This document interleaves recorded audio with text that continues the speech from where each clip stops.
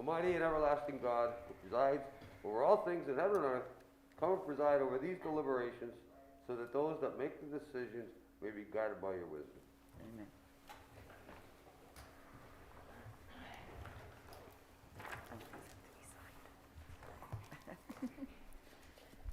Okay.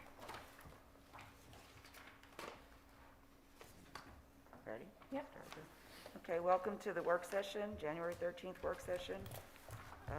Council has 3 items on the agenda, all for the disposition of records. One from the Office of Community Development, one from City Clerk's Office, and the Tax Office. And that would all be in with the Municipal Records Manual, according to the manual. Mayor? There you go. Hi, good evening. We are asking for your approval to appoint Kevin Condrati to the Parking Authority. Now, Kevin will be replacing Paul Maher, who passed away last year. Mayor, I talked to Kevin today. I said, listen, don't come. No public's allowed here, so just so you know. Thank you, Mike. Sorry, Mayor. And I think you have his resume in front of you, you know. Yeah. He's also on one of the other boards. Authorizing the proper city officials to purchase a power lift cot system from Glick Fire Equipment Company to CoStar's vendor for the purchase price of $60,770.80. These are powered lifts where it does not make our EMS people actually pick up the patients, okay? And it's also helpful as far as reducing the possibility of COVID transferring. So we have it on one of our newest ambulances. This will go on Medic 5, which is something that's also well needed. Be paid for by American Recovery Plan. Okay, proclaiming April 2022 as Fair Housing Month. Also authorizing the proper city officials to purchase vehicles listed below from Bonner Chevrolet, a CoStar's vendor for purchase price of $116,392. 2022 Silverado Crew Cab, a Malibu LT, and 2 Malibu LTs. One's a 2021, the other 2 are 2022s. These will go to the health department. Their vehicles are high mileage vehicles. Then the vehicles that they currently have will go to parking enforcement. So just a trickle down effect. Also, I'd just like to ask your cooperation for one more thing. I have a special request to ask City Council tonight. I'm sure you're aware 8-year-old Nathan Gray recently passed away. He lost his 6-year battle with cancer.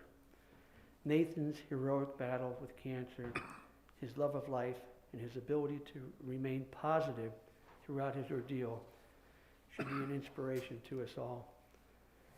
At Council's next meeting, I'll be asking City Council to pass a resolution naming the playground area at Barney Farms Park the Nathan Gray Playground. I feel this would be an appropriate way for the city to honor the memory of Nathan Gray. So let me clarify, we're not asking you permission to rename the park, just the playground area. Nathan would visit that quite often when he was feeling well enough to do that. So I think it would be a wonderful thing. Also, one last thing, we did initiate a Code Blue program today.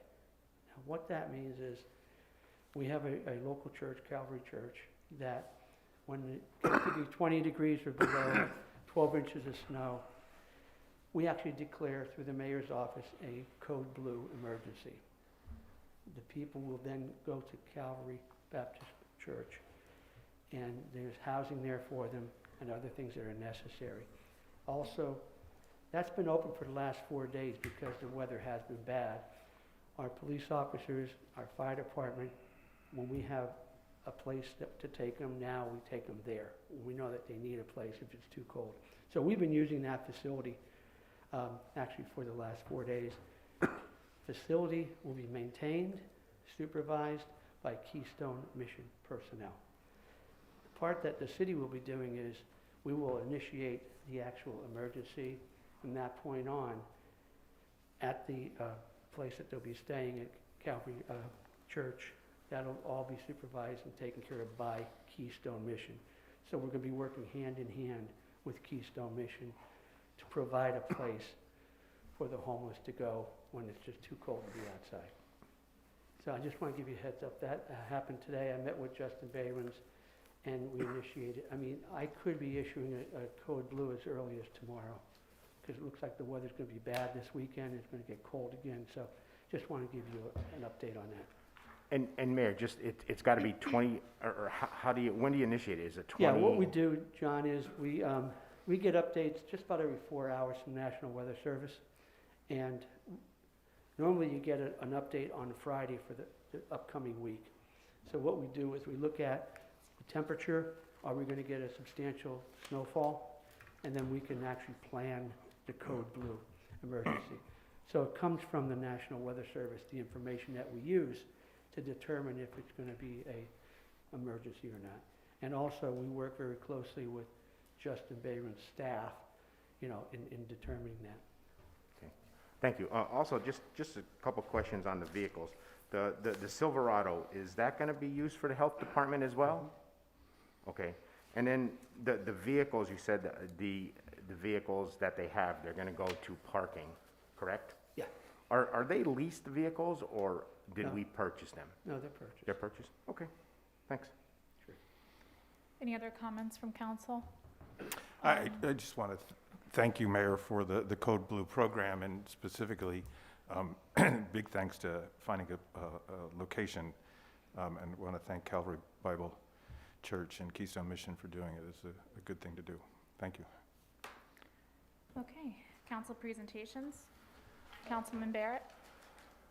Mayor, I don't know if you can answer this or not. I see Butch is not here at this time. Maybe he would know. Mineral Street off of Scott is torn up. I don't know if that's part of the repairs that we were doing, or if they're putting in water lines there, or a combination of both. I'm not quite sure what's going on there. Apparently, they just came in and they ripped out the street. And it looks like they're going to do some work there, but I'm not quite sure whether it's the utility work or whether it's work on that flood protection, or a combination of both. Yeah, Bill, I can't answer that. I can try and find an answer for you, Okay. but I don't have any information. I know the wall that they repaired, they did a great job on that. And also Richard Street, which is up in your area. They're repairing two places. The wall caved in because of the ice. They're doing a great job on that too. So I think you as a councilman and the people in that area are going to be happy with both Middle Street and When they're done. when it's totally completed. And by the way, American Recovery Plan on Okay. And the only other unfinished one is, and Charlie was working on it with me, 848 Scott Street. It's a habitual complaint. There's trash and junk vehicles in the front yard. I know that the health department was there. If they could follow up again with the owner and see if we can expedite getting that cleaned up, it would be much appreciated. It's one of those situations where they literally put vehicles in the front yard. A couple old trucks, and they haven't moved. I don't think they're registered, and they're just sitting there. And I'd like to see that taken care of before we have them sitting there all winter. And that's it. Thank you. Okay, you. Councilman Brooks? Thank you. I don't know if you saw on the news this morning about Pittston and their revitalization. Mayor Lombardo was on TV, and he credited the success. It was a long-term coming. He says it was not overnight, but 25 years. And he mentions that safety and events is what they concentrated a lot on. And I just want to make a pitch for events. I know our events director moved off to another job, and I actually would like to see that as a full-time job and see us have far more events on Public Square. I'm on the committee for the Rock in the River, and I keep pushing for every Friday night concert. And I would like to see, during the summer, not year-round. And I really think we're missed opportunity in not having enough events on Public Square. So in addition to the farmers market, in addition to ice skating, in addition to the Fine Arts Fiesta, and I just hope that we could hire a full-time events director that would raise the money through sponsorships to do events. Because I really think that's key to turning Wilkes-Barre. The more people are on Public Square every night, the less crime you'll have. And then in that vein, in reading the American Recovery rules that came out, 400 pages. Did you read all 400 pages, Charlie? It's a light reading, huh? Luckily, there was a 44-page cheat sheet. Yeah, I read that too, so we're total of 444 pages. But one thing that stuck out at me that I want to encourage us to look at was there was a line item in there about violence intervention and deterrence programs. And I think that would be something I would absolutely support and hope we can come up with some kind of program for that. And then I hate to be a downer, but it's so sad we lost City Market. And it's another business that is a COVID casualty. Just hoping that we could still do something within the American Recovery for existing businesses. And I'd like to advocate for that as well. So, but the violence intervention and deterrence program, I think we can certainly come up with something with that, and I certainly would support that. Thank you, Mr. Tony, Chairman. can I Yes. answer the one question, if you don't mind? Sure. We've been working very closely with the Diamond City Partnership. Yep. I meet with Sue Magnata every 2 weeks, and we're looking at some things coming in. First of all, like we said, we have the ice skating rink that's going to be hopefully installed by the end of the month. And just an update on that, with this winter storm coming now, it may set us back a week or two because we have to clear it off of all the snow, all the ice. We have to prepare the surface and make it flat. We can install that in a day or two. We have it in, it just came in today also, so we have the other part, we have the ice part. So we're working with Diamond City Partnership and looking at what we can do. We've been working with Wilkes-Barre College and LCC and having the students give us some input as to how they could help us bring more activities down to Public Square and downtown. So we are working with them. We have a couple initiatives. We're looking at possibly doing some street art. Okay, if you go to some of the cities, I mean, it's really beautiful. We have some, don't have enough. So I'm working with the committee, the Street Art Society. We're looking at possibility of getting approval from some of the building ownership, which you've gotten already, and actually doing some nice street art, which is also a welcoming thing for the city. So I agree with you, and with the help of the Diamond City Partnership and some other groups, we're planning some new things for downtown, but Wilkes and Kings and LCC have been great as far as they want to do some cornhole competition, stuff like that, bring the people out. So these folks, they know what to do, you know, and you're going to see some, what I'm trying to say is some new initiatives, some new additions to what we've done already. We're going to continue to do the Oktoberfest. Good. That was a success last year. We're going to do that again this year. And then all the parades will be back. I mean, March will be St. Patrick's Day parade again. And you're right, the special needs person, that person's going to be very heavily involved. Okay, very heavily involved. Good. So I think we're on the same track. Thank you. Thank you. Councilman Marconi? Yeah, I do. I think Mr. Brooks has a great idea, thinking that we should get more events downtown. I certainly agree with him on that. Also, I have a couple. Charlie, just the access road again, Biscontini Road, that's getting rough. There's garbage bags busted all over. Also, right underneath the overpass, there's a whole bunch of, I don't know if it was a contractor again or someone who dumped something, but there's rugs and all that good stuff sitting there again. If we could just check that out, I'd appreciate it. Also, I was talking to a realtor friend of mine, and he was asking me about getting extra calendars for new people purchasing housing in the city. I think that's a great idea. He said that, you know, he sold 25 houses in the city here during the year, and, you know, it'd be a great idea once they move in, if they're from Nanticoke or out of the area, you know, if we can get them a calendar, that would be a great idea. Lisa, if you could make Lisa helps to work on the calendar. Okay, yeah. So if you don't mind, Lisa, maybe make a note of that. We'll talk to Tyler tomorrow and hoping, that's a good idea. Yeah, Because last year, we had it was, if it wasn't a record, it was close to a record year for property transfers yeah, yeah, in the city, yeah. which is wonderful. So, Yeah, yeah, like I didn't mean to said. cut you off. No, no, that's fine. He had said, you know, a lot of people are coming from outside Wilkes-Barre, and it'd just be a great idea to get them the information that they need on recycling, so on and so forth. And also, I just want to throw a shout out to our DPW here, the past Sunday here, with that ice storm. I really think they did a nice job, so just a shout out to DPW, Butch and those guys. Well, like I mentioned to you, we had 14 trucks out, and we're gonna, we had a meeting last week, and we're gonna do everything we can to get the maximum amount of trucks out for every storm. Naturally, it depends on, you know, labor and stuff, but we're gonna do the best we can to keep trying to continue what they did. They did a great job. Absolutely, much appreciated. That's all I have, Ms. McBride. Councilman Belisca? The lady had called me yesterday, and she's probably gonna call later. She made a good point. We got that little bit of snow, inch, 2 inches, whatever we got. And a lot of people didn't shovel their sidewalk. They just let it go and let the sun do it. Well, there was no sun, and all it did was get cold. Now it's all ice. And you know, after she called me, I just started looking around as I drove. And there's a lot of houses out there that the people aren't shoveling, and they turn to ice. These are kids are walking in the street because they don't want to walk on the sidewalks. So if we could get that out there, everybody, please shovel your sidewalks. It would help. It would help quite a bit. Thank you. And I just have a couple of things.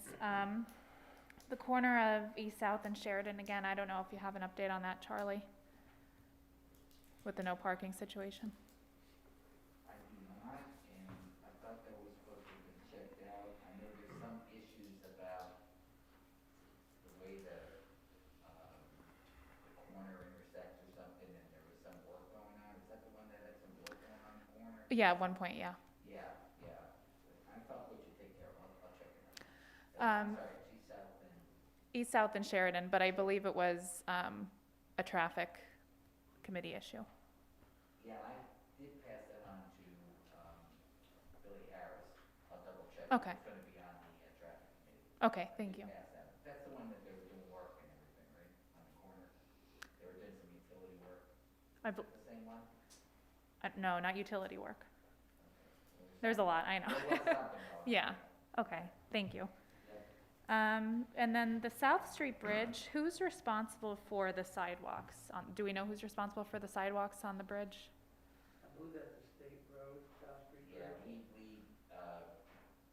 we periodically do it just because it's a pedestrian issue, but it's a state requirement, so I thought we did it already. I thought we had a truck go up there and do the both sides, or they have. So this morning, I know the sidewalks were icy. There was a couple pedestrians walking like on the, between the sidewalk and the road, so maybe just put some more. Go there later if the state doesn't take care of it, and they tend not to take care of it, so I'll follow up on it. Okay. Just asking that today. Okay. And then I also heard from a couple of residents regarding the stimulus checks from the city. They said that they received checks, but they don't believe they were eligible because of the income guidelines or because they didn't live in the city during that time. I don't know if you want to check with Berkheimer on that. I know that council, we can't really do anything about it, and at this point, I don't know what the administration could do about it either, but, One thing, people are confused. One thing is people are confused because it goes by the 2020 income tax, okay? And they may think, well, in 2021, I moved. But it goes by the 2020 income tax, okay? Where something may have changed in your family, I don't know. But we had a couple of times people call up and we had to make sure that they understood that. So what we can do, if you have names, I mean, please pass them on to us. We'll pass them on to a CEO in Berkheimer. okay. But yeah, you're right, we don't control that, that's what they do, but we're happy to pass it on. And CEO's been getting calls and Berkheimer, but something to remember, it's 2020, the tax filings that it goes by. Okay. And that's all I have. Okay. Can we adjourn this one? Yeah. We'll adjourn the work session, then we'll Yeah, take a we've short break. got- yeah, we've got 10 minutes before the regular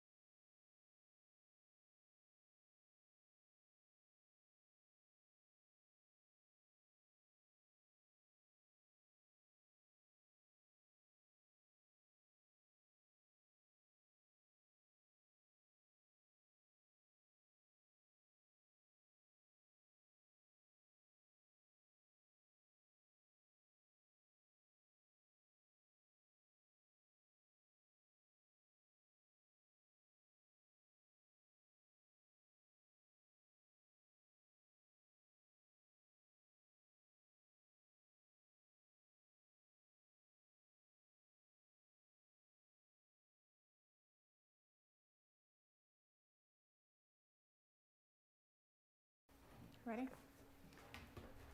Please stand for the pledge. I pledge allegiance To the flag of the United States of America and to the republic for which it stands, one nation, under God, indivisible, with liberty and justice for all. Almighty and everlasting God, who presides over all things in heaven and earth, come and preside over these deliberations, so that those that make the decision may be guided by your wisdom. Roll call, Mr. Barrett, Here. Mr. Brooks, Here. Mr. Marconi, Here. Mr. Belishko, Here? Ms. Gilbert McBride. present.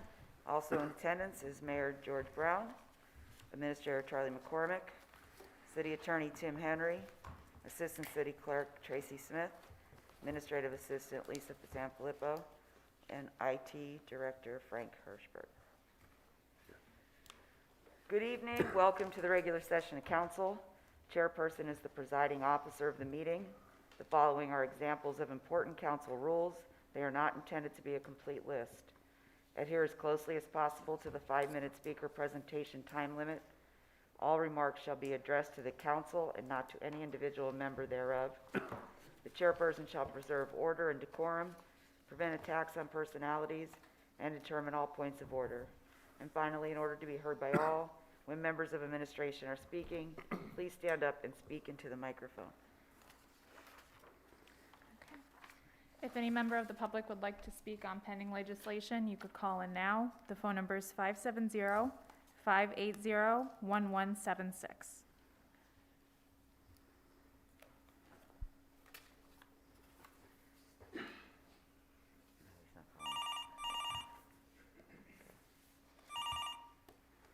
Hello, please state your name and where you're calling from.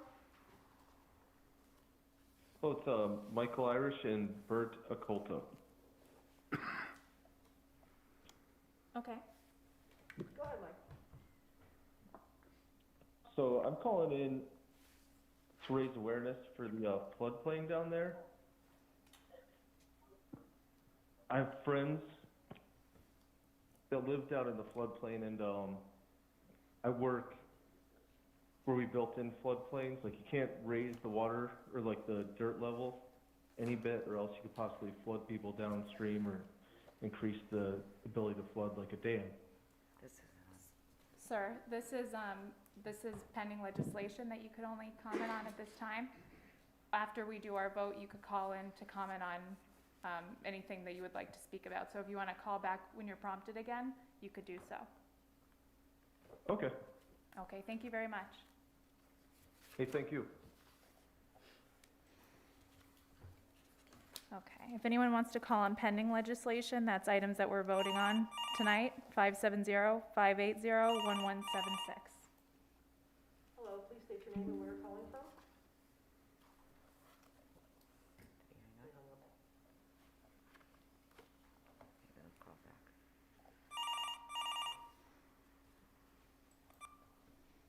Hello, please state your name and where you're calling from.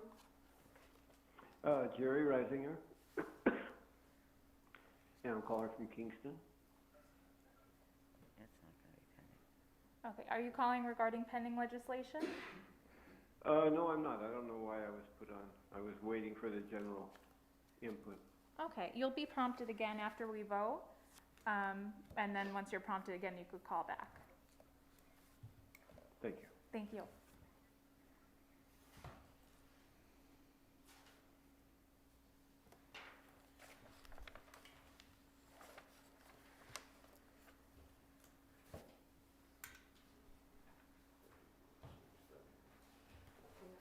He's not going to call. I said maybe Sam's not going to call, so I can. Okay. Okay, we did have one email come in. I believe everybody received a copy. Emails from Sam Troy. It's regarding the mayor's agenda and his desire to purchase new fire and ambulance equipment. He would like to know whether this equipment is considered a necessity or a luxury. If it is considered a luxury, he asks the mayor and the council to reject the purchasing of this equipment because the money that is being used for this can be put to better use for infrastructure or whatever. If the mayor is unsure whether this is considered necessary or luxury equipment, then I urge council to at least table the consideration of his agenda. Any comments? No, I'm certain that from what Chief Delaney described, this is necessary equipment. We already have this piece of equipment on the one existing medic unit. And the reasons being public safety, safety of the paramedics that are using it. I wouldn't consider that to be a luxury. It's something that I thought that we should have had all along, and maybe we couldn't have afforded it at the time, but I think to call something like that a piece of safety equipment a luxury is probably a little bit of a stretch. Mayor Brown, would you like to just describe what the item is that we're voting on tonight for the fire department, for the ambulance? Sure. As I said earlier, we had a new ambulance we purchased last year. It has the Stryker power cot on it. And what it does is it eliminates the possibility of someone being hurt lifting the patients. Also, with the COVID situation, you're not as close to the faces of the patients so that it's automatic. It's not in any way a luxury. It's something that, in my opinion, is a necessity. And by outfitting Medic 5, that ambulance, now we have 2 ambulances that'll help address the patients in a more safer manner for our emergency personnel. Okay, thank you very much. And just real quick, Mayor, obviously it's very helpful, correct? Yeah. Absolutely. Okay. We have another call coming in. Wait for them to. Hello, please state your name and what you're calling about. I'm Maureen Darto from Wilkes-Barre. Is this on pending legislation? No, public comment for a regular meeting. Okay, you can call back when you're prompted again, and then you'll be able to speak about what you want to speak about. When? Right now? I'm up and call back? Once you're prompted again after we vote, that'll be the time for public comment, so you could call back then. What time would that be? After we vote. So Oh, how maybe long? like 5 minutes? 5, all right. Okay, thank you. Yep. Okay. Should we go on with the vote? Yep, let's go ahead and do the vote. Okay, council has chosen, we're going to do this as a consent agenda, the resolutions and the minutes. So we'll need a motion and a second. Motion by Mr. Brooks, Second? second by Mr. Marconi. Mr. Barrett? Yes. Mr. Brooks? Yes. Mr. Marconi? Yes. Mr. Belishko? Yes. And Mrs. McBride? Yes. Okay, and that is all of the business council has. Okay, council presentations again. Mr. Barrett, do you have anything else? Nothing additional, thank you. Okay, Mr. Brooks? Mr. Marconi? Just one other quick question. Sorry. Charlie, talking about sidewalks here, Market Street Bridge, who cleans them? I go back and forth every day, and I notice the one side was clean, but the other. Is that our responsibility, or is that not? I believe it's the state. Okay, We deal with that now, with Kingston. Okay, go ahead. That's, okay. I believe it's the state. States. But I think we assist them and we'll make sure it's cleared if they don't clear it, things like that. All right, thanks a lot. That's all I have. Thank you. Mr. Belisco? Nothing, please. Okay. And I have nothing further. At this time, the public could call in on general comment, 570-580-1176.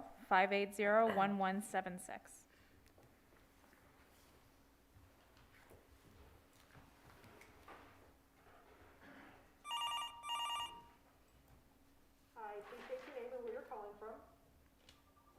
Gary Reisinger from Kingston. Okay, go ahead. Go ahead, Mr. Reisinger. Good, yeah, I'm calling in regards to the COVID money that we have available for the community. And I noticed in the paper there was a mention that stormwater situations would be involved with that. And I think that's a great idea if we can include that money in cleaning up Solomon Creek, which was full of debris and sediments this spring and caused tons of flooding in South Wilkes-Barre, even though the levees were great, but because of all the water flow obstruction, not only there, but in Mill Creek. I know we had a problem there with Mr. Gibbons, who is a retired Army Corps engineer who made sure that his section in Mill Creek was cleaned up because of the water flow obstruction. And also there's the Army Corps report from September 6th in 2015 that said because of all the sediment overgrowth and bridges and trees in the flood channel that the levees cannot prevent another flood as it is. And I'm just curious to know why we've waited so long to meet with the Army Corps and take a tour of especially Kirby Park, which is completely overgrown. A park that was engineered by Frederick Law Olmsted to take pressure off the South Wilkes-Barre curve and an open meadow designed through that area. And when you see the Market Street Bridge now and the culverts, and you pass the Market Street Bridge, you're entering now a beaver dam, basically. There's no way water and ice can get through there. And in 2011, the floodgates gave out on the Wilkes-Barre side, which destroyed the Hotel Sterling, and that was condemned. But luckily, Paul Keating and the Kingston Borough were able to reinforce the gates on the Market Street Bridge because of the tremendous pressure on those gates, and the bridge is now actually part of the dam system, which the overgrowth reinforces. So I was hoping to meet with the mayor 2 years ago when I addressed this issue, waiting for a time that we could take a tour and really evaluate the situation, meet with the Army Corps and solve this problem.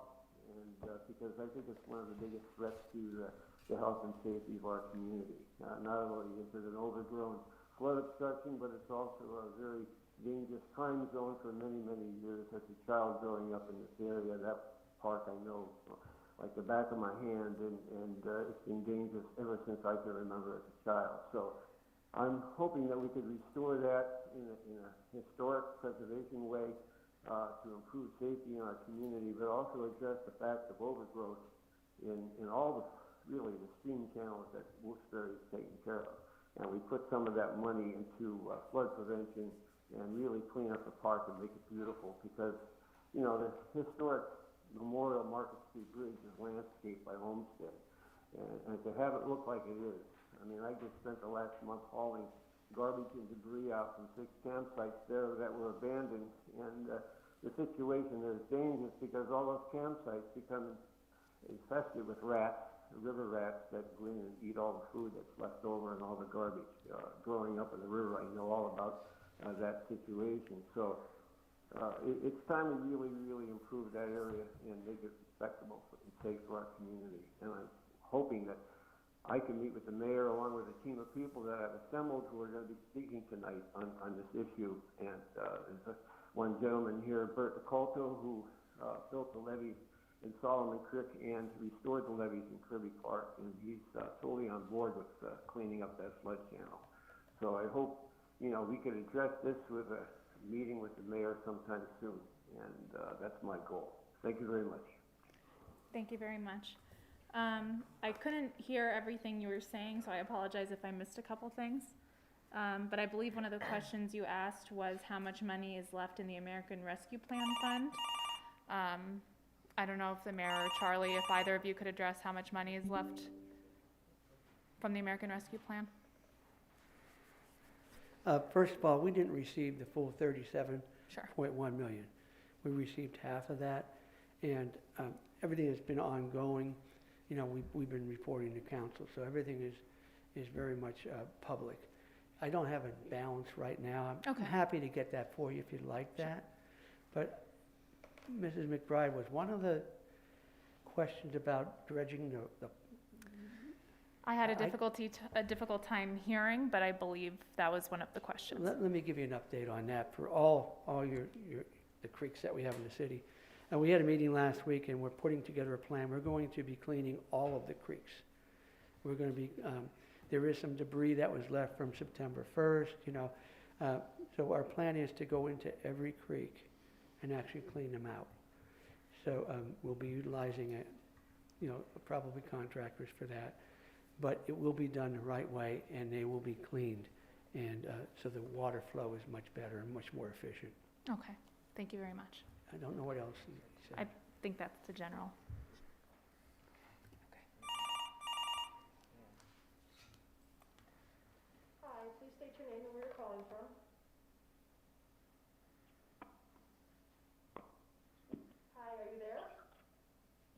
Yeah, sorry about that. On the delay on the computer here, I'll turn on the speaker. I just wanted to piggyback on the last caller. I agree that all the overburden in the river is a public safety issue, and it creates basically a giant dam there where the river narrows. I did not hear him say anything about dredging because I don't think that's even allowed. But clearing up the trees that have fallen along the edge of the river in that area, I think would greatly reduce like the risk of people possibly dying in a flood down there. It's a real scary and concerning situation. Basically, it's probably one of the greatest public safety issues that I could see from my perspective to our friends and family down there. Okay, thank you. Yes, go ahead. I think someone must have misunderstood what I said. I'm not talking about dredging the river. I'm talking about cleaning out the streams and the creeks. Okay, when I said dredging, it means take it down to the base and cleaning as much of the debris out. So let me clarify that. We're not talking about dredging the river. We're talking about cleaning out the creeks that run through the city of Wilkes-Barre. Okay? Thank you.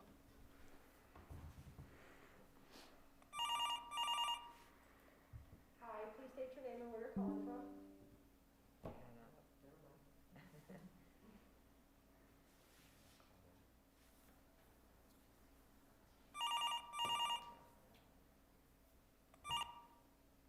Hi, please state your name and where you're calling from. Hi, Linda Joseph, Wilkes-Barre. I would like to also comment on the $300 stimulus check and the calls I have been receiving from the residents. Some have received checks and they do not qualify based on the eligibility requirements listed in the newspaper. I always try, of course, to help our residents, but I cannot answer their questions regarding this stimulus since honestly I am as confused as they are. CEO is receiving $350,000 in administration fees for doing this program, and yet it was stated in the newspaper article there will be an opportunity at a later date for residents to inquire about their eligibility. Until then, contacting the city, CEO, or Berkheimer will not result in any action. So residents are calling to ask why they received a check, should they cash the check, and they are not receiving any answers. For $350,000, I would certainly hope the residents would be able to have an answer to any questions that they may have. And we do know it is for 2020, and they are not eligible. They are not eligible either because they made too much money, they did not live in the city at the time that is required, or even under both requirements, they do not meet them. So I really wish that they would have done this program as an application program like the rest of them, because I think it would have avoided all of this confusion. And the other thing is that senior citizens who do not work do not need to file a local income tax return, which means Berkheimer will not have their information on hand. And also in the Wilkes-Barre Area School District, senior citizens of 65 and older aren't required to pay per capita tax.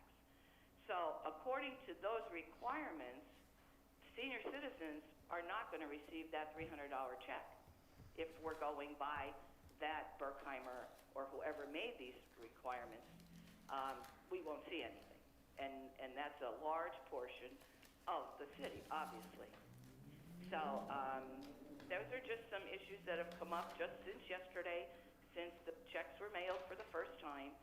And I did hear the mayor say, you know, give us names and we'll pass it on. But honestly, I think that it should have been done the right way by Berkheimer if they're the ones that they're giving the names to CEO or whoever's issuing the checks.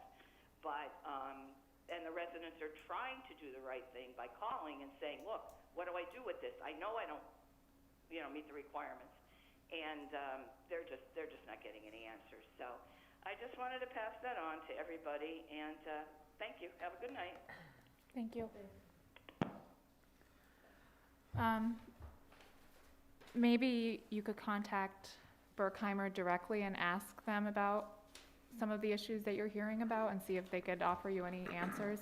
Like I said, I understand that it's out of your hands at this point, and that we hired them for a reason, but I think the accusations are a little bit concerning. Sure, and first of all, I want to put this in the right manner. All due respect to Linda, those questions should be addressed to someone other than Linda because she wasn't part of the program. When Linda said, have applications filed, we have over 14,000 residences in the city of Wilkes-Barre. We did this the way that we thought was the best way based on earnings in 2020 as the guidelines are set up through American Recovery Plan. You can't take 14,000 applications and go through them. So we did it the way we thought was right. Some people may feel they're not qualified, but under Berkheimer, the way that they have it set up, they may be, okay? Secondly, the senior citizens that don't file income taxes doesn't mean they're not going to get a check. Doesn't mean that they're not going to be addressed, as Linda said.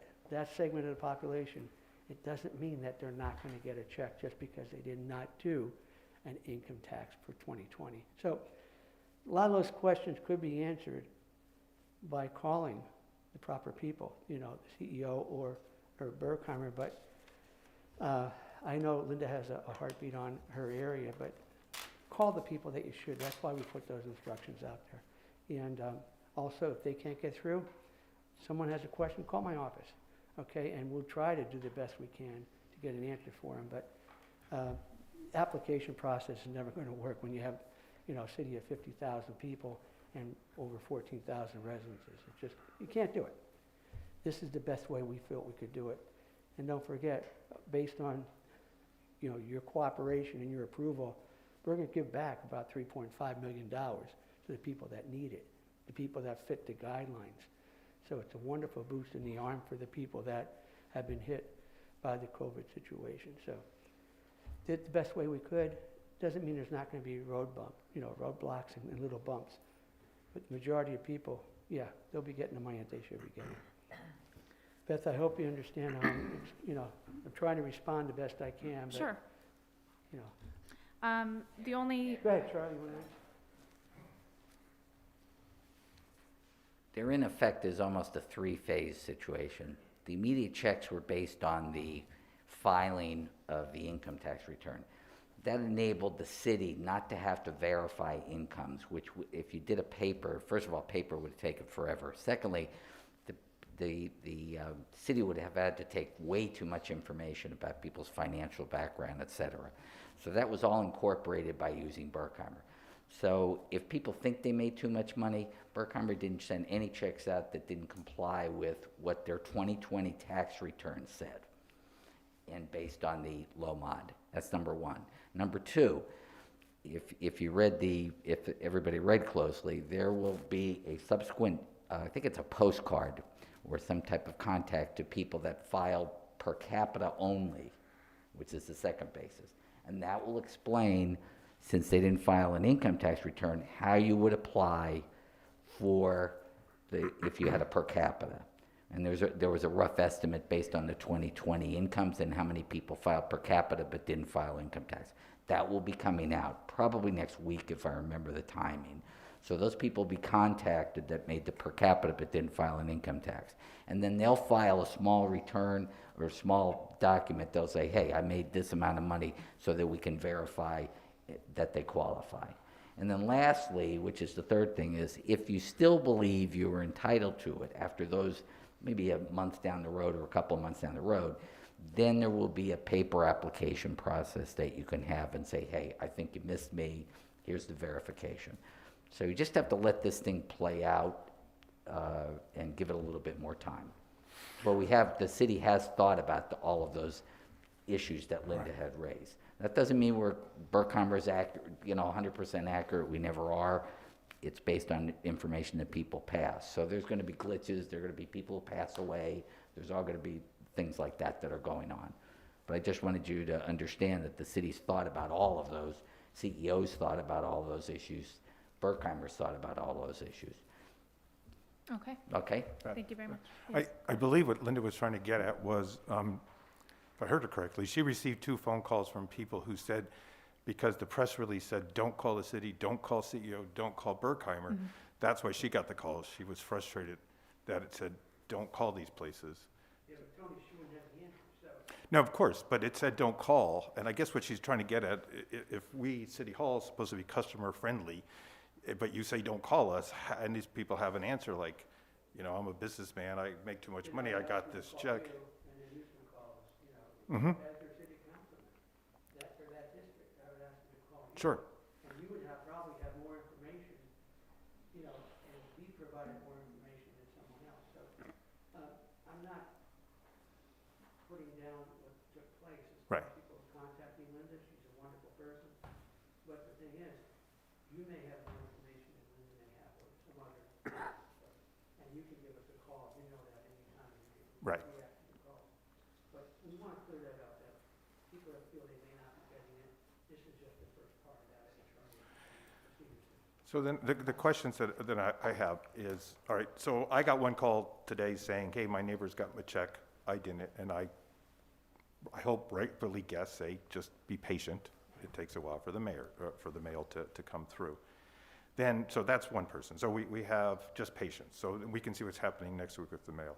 The second one is the two people Linda Joseph is referring to is they say they make too much money and should have got the check in the first place.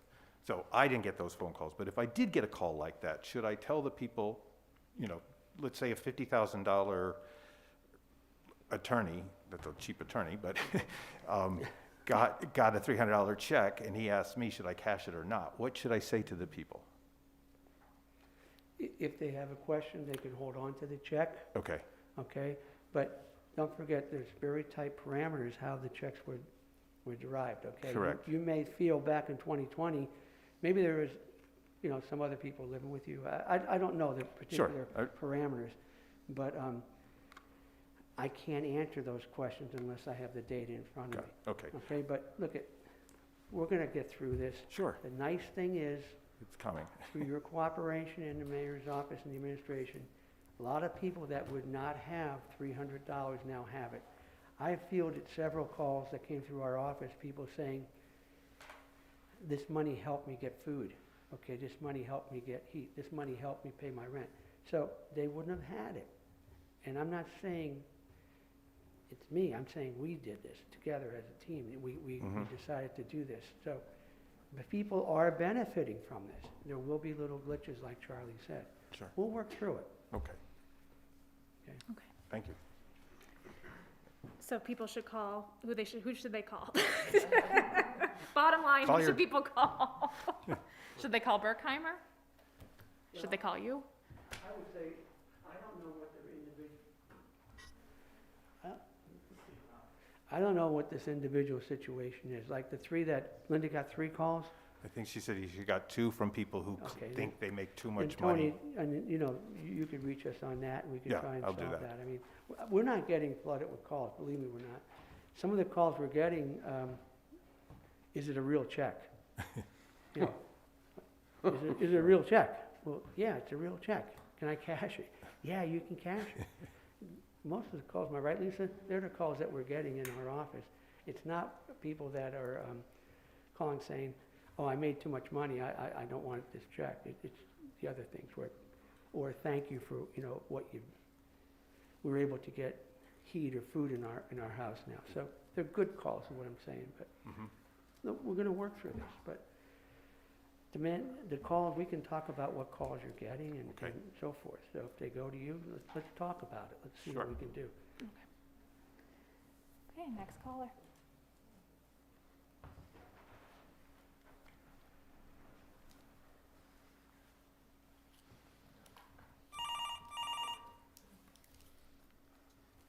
Hi, please state your name and where you're calling from. Hi, my name is Linda Ross, and I live in South Wilkes-Barre. Mr. Belishko has already referenced our conversation. I'm extremely concerned about the unsafe conditions of the city sidewalks and the unwillingness of too many residents to keep them clean and safe for those who walk. It's a quality of life and a safety issue. I take some children to Kistler Elementary School daily and have been absolutely disheartened and concerned about the ice we have had to navigate to get to the school property. The school itself is fine. Families in the neighborhood don't clean the sidewalks, and unfortunately, some businesses aren't either. And there are many families who walk their children to school, and they had, even with strollers with infants in them, had to walk on the side of the street. Please note that I said on the street, not on the sidewalk. Children have slid on the ice and fallen, seen by both the crossing guards on many occasions and me on one. And it's not just there. I've watched people running on Riverside Drive in the street, as well as on Ross Street near the fire station. People have walked on Cole Street for safety, and obviously South Street Bridge. It is my understanding that there's a city ordinance against lack of shoveling and clearing sidewalks after a storm. Wilkes-Barre isn't such a huge city that we should not be able to do something to make our sidewalks safe in the winter for walking. I moved to Wilkes-Barre so I could walk. Right now, though obviously not today, I worry I would have a broken hip if I attempted to do that. We have another storm coming this week, and if it's what we sometimes call a nuisance storm, as this last one was, will the residents again decide they won't bother to clean their sidewalks? The freeze-thaw lifestyle we often experience will create another unsafe passage for us. I ask that the legislative and executive departments of the city do something, enforce the existing laws, either notify homeowners and businesses either on the annual calendar we receive in our tax bills of legal requirements, appear on local TV stations, put something in the newspaper, anything that will notify residents of their responsibility. And it is truly a responsibility, not a casual thought for home ownership. If you had an ordinance and don't enforce it, you may as well not even have one. Thanks, everyone. Thank you. Mayor Brown. Can you speak to the health department just to make sure that they are enforcing the ordinance that we have pertaining to clearing cities, Sure. Well, clearing the sidewalks? I think Linda had a right message there, Mhm. okay? First of all, educate the people that there is an ordinance, what the ordinance is, and that we will be citing people. So I think Linda's 100% correct that we can do better, okay? So we're gonna get with our staff, and we'll make sure that we have a meeting tomorrow on this, and we'll look at educating people, put some ads in the paper, things like that. Maybe a And then post on social media too before the storm this weekend? Sure. Yeah, We'll- then we can all We'll share. address it Yes. with the Yeah. best we can with the staff we have. Okay. Mayor, who would enforce that? Health inspector? Code enforcement, Yeah, code enforcement? yeah. How much is a ticket? I'm not sure. Probably not much. I would assume, Tony, like many of our ordinances, would be between 300 up to 1,000. So it would be at the discretion of the magistrate. Make me I'd sho- have to check to be make me shovel my sidewalk. Okay, Don't hold thank, me to that. all right, But like Tim said, it's the discretion of the magistrate, yeah. you know. Yeah. We can give them a That would be something, that- citation. if and you could put figure it- that in the a press release or on Facebook, we'll share that, what the fine is. And I think it's a 24-hour period, right? Oh, 48, okay. Yeah. 48. I always thought it was 24. 48. It's 48, and then it's 48, and then you have the obvious environmental situations. This was one of those type of storms that basically doesn't take care of itself because it was ice, and so usually what happens, unfortunately, is after people see it and they're walking around and they got 48 hours, and then all of a sudden it's gone on the sidewalks because it warms up. So this is one of those storms that doesn't warm up, and it's all over the place. So our health people have been sticking quality of life violation notices on doors, but to advise them. But by the time they get to them, and then Sure. the sidewalks are clear again. So it's a sort of a whack-a-mole problem, but Right. it's more heightened when you have an ice storm. That's the problem. Yeah. The ice and the temperature. Okay. Oh, yeah, you were just talking about leaving a notice. Under the quality of life citations, I know high grass or whatever it might be, we do a notice to abate. But in this particular case, being a safety issue, do we still do that if somebody refuses to shovel their sidewalks? We have to give them time to do it? Or, Yeah, I mean, that's, it's really, the problem with the NTA is that there's a time period afterwards. So the approach is do the quality of life with the tag first. Hopefully that will accomplish most of your problems. And then if somebody persists, then we'll file the NTA notice and take the citation. So And as you it said, seems to be more efficient if you do the quicker one first and you get more response that way, and then you follow up with the NTAs if somebody avoids that. high grass is one thing, but it shouldn't be that they should go on for days and days until somebody decides, fine, well, I got 5 days to do this, and I'm gonna wait till the 5th day and go out and shovel the sidewalk. Well, that's why we don't use NTAs, that's why we use quality of life notices, just to get the attention. I'd rather see a quality of life citation. I mean, this is really a serious issue goes on Well, much that's a too long. legislative decision, so we'd be glad to, meet with I'd be anybody glad on to- council, see if we could firm up the situation. Just understand, it's difficult to do, again, because of environmental issues and enforcement by the magistrate. So by the time these happen and by the time you have the hearings, you just don't get that type of response. I wish it would work more quickly, but it just doesn't. The bottom line is, we're gonna do some things here, as Linda suggested, okay? We'll educate more people. Thank you.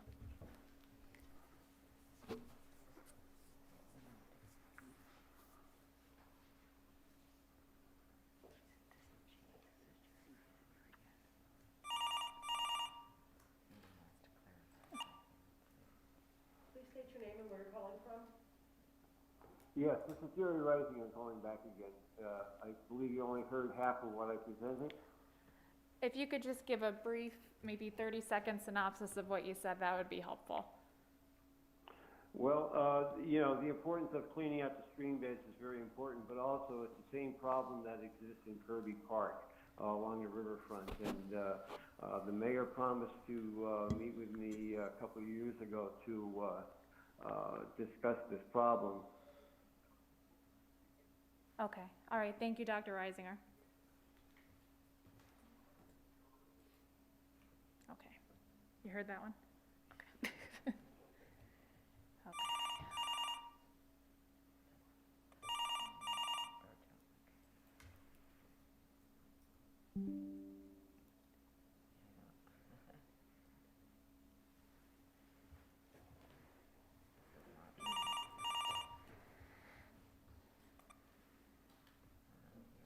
Please state your name and where you're calling from. My name is Bert Acolto. I'm calling in regards, I have friends and family and business owners in the Wilkes-Barre floodplain area. And their main concern that they were telling me is along the Susquehanna River above and below the Market Street Bridge, all the trees and shrubs and debris. They're very worried that if the river starts backing up, it's going to cause a major jam underneath the Market Street Bridge. And their concern is that the water is going to come over the levees and totally destroy the shops in the Wilkes-Barre area. And they just want to make sure that somebody's aware of this and hopefully could clean it up. If everyone went down there and looked at all the debris that's laying there and that will come down as the river comes up and the hazard it would cause, I'm sure people would take more action. That is all I have to say. Thank you. And the mayor did say that he is going to address those flood issues.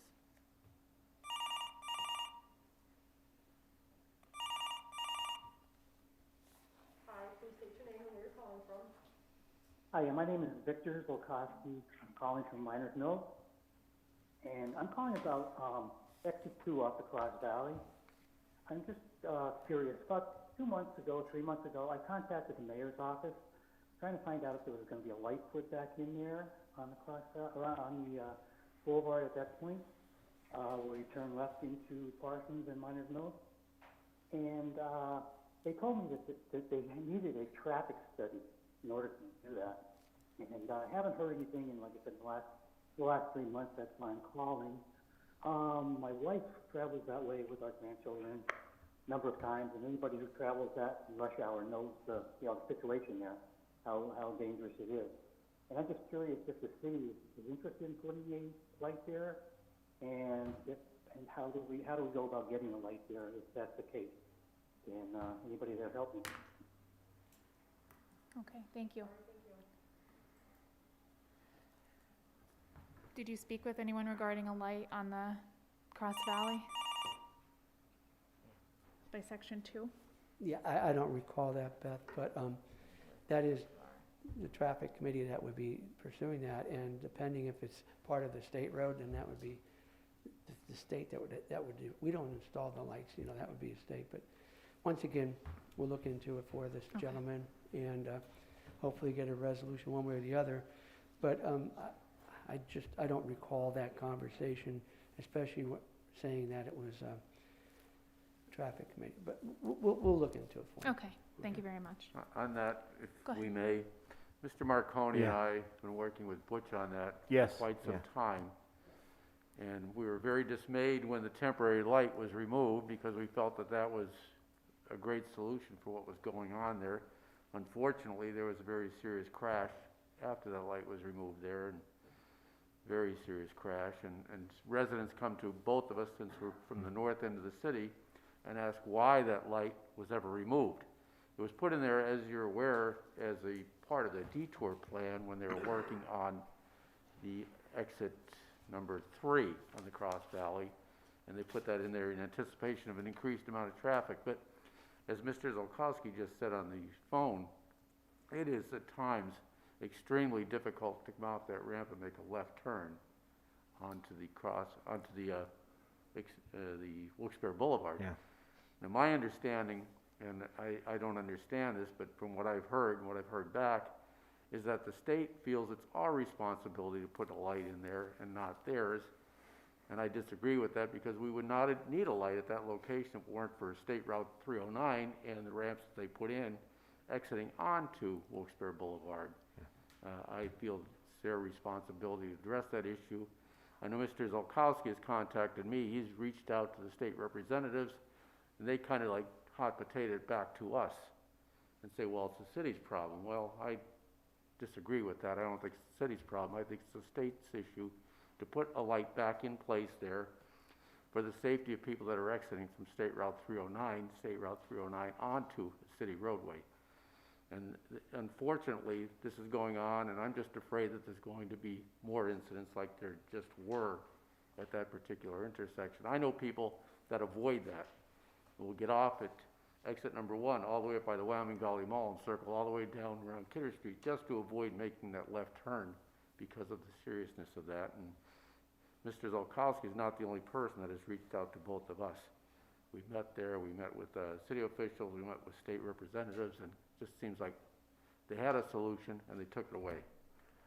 And it's really not that hard to do. It's really not hard to put a traffic light back there. Yeah, I thought we didn't we do a resolution or something on that? Oh, once they took it down, and that's got to be close to a year and a half ago. I know I sent several emails to Mr. Fratty, you know, about it. Again, like Mr. Barrett is saying, I'm getting calls quite frequently about, you know, that light being there. And again, I'm just echoing Mr. Barrett. It is. We need a light there. There was a very, very bad crash there a few months ago, maybe. Mr. Barrett. And we should definitely take a look at that. I've sent several emails out, and it's going nowhere. I don't believe it's a traffic committee issue. I think it's a state issue. Yeah. I think the state Yeah. needs to step up. They put a light up there temporarily. They can put a light up there permanently. Yeah. Well, why don't we do this? Why don't we schedule a meeting with Mr. Pashinsky? Okay, That'd be and great. if you two gentlemen Yeah. wouldn't mind attending, Yeah, absolutely. and then we can get, you know, our state rep involved, if that would be okay. So why don't we'll initiate that. Sure. Okay, Great. and then, as you said, it's difficult doing that with the state situation, so we'll set up a meeting if Great. you both gentlemen are Thank available. you. Thank you. Thank you.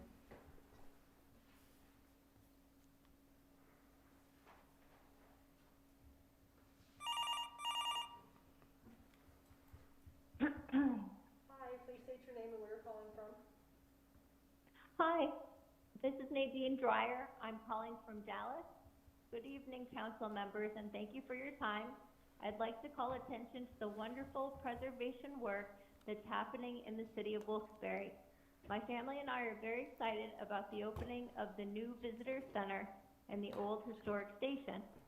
Also, I'd like to add, I agree with Mr. Brooks about hiring a full-time events coordinator, that more events in the downtown would help to deter crime. Also, I'd like to ask you to think about what comes to your mind when you picture the natives that used to live in the Wyoming Valley. I'm guessing that most people would answer Frances Slocum, the lost daughter of Wyoming. But our native connection doesn't begin and end with her story. Recently, my family and I had the privilege of taking a walking tour along the Susquehanna riverfront, beginning around 3rd Avenue behind the Kingston Rec Center and extending to the area just south of the Market Street Bridge. While touring this area, it was called to our attention where the native burial sites are along the riverfront.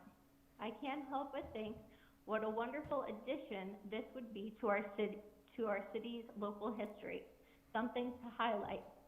As someone who's passionate about history, I feel that preserving and promoting these native sacred sites would be valuable for tourism and our new visitor center.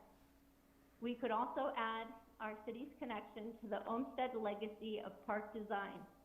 In closing, I'm hoping that the sacred sites along the historic riverfront will be preserved, protected, and promoted. Thank you so much for your time.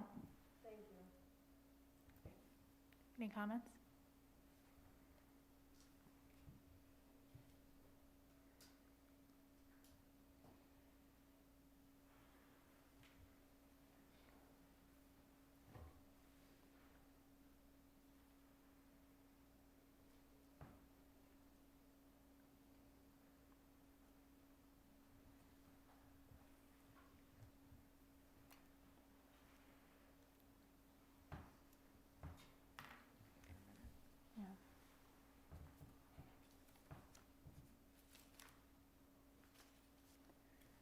Okay, does anyone have anything else tonight?